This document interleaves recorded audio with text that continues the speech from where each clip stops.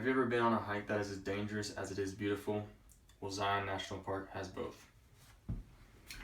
Zion National Park is a nature preserve that was developed in 1919 in southwest Utah and is known for its red cliffs as well as its beautiful scenery. It follows the Virgin River, which creates much of its terrain and scenery, as well as a beautiful hike called the Narrows. However, with such beauty can come some dangers. That's why I'd advise either bringing a backpack with water in it or a water bottle, as well as wearing a hat to protect you from the sun, and also having a first aid kit in case anything goes wrong. Some of the dangers at Zion National Park in the Narrows include flash floods, which can come at any moment and take many lives every year. There are also many slippery rocks underneath the surface of the river and can cause broken ankles or many other serious problems.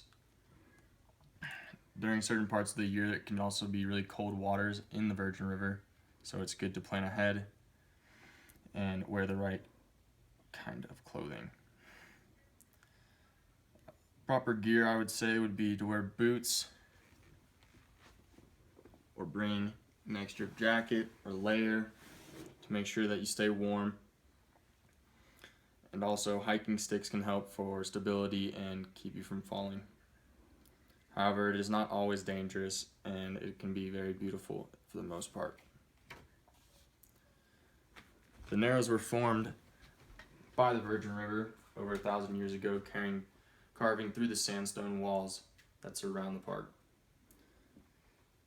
The Narrows are actually 16 miles long and reach 2,000 feet deep in certain areas.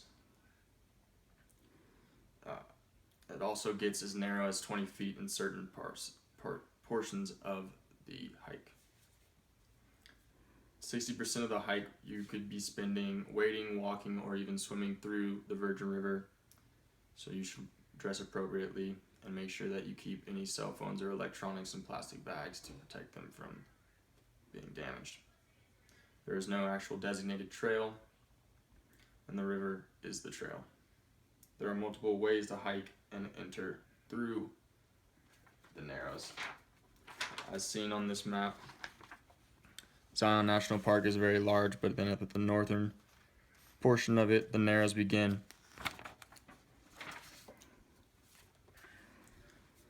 There are multiple entrances, as I said, but for certain ones you need special permits to hike either overnight or from certain spots.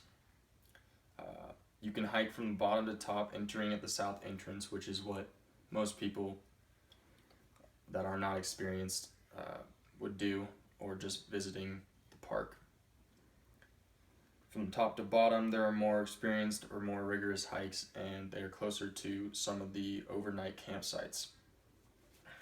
However, if you want to do overnight camping, you have to require a permit. However, you can do so online and reserve yourself a site and save yourself the hassle and worry of not having a campsite when hiking. These are the campsites highlighted, and then this is what the page will look like when trying to make a reservation.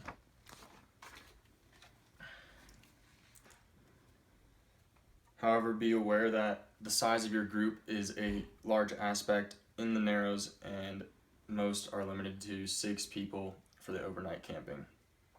However, the hike is truly beautiful, and if you want to spend the extra time hiking in the Narrows, it's worth the permit.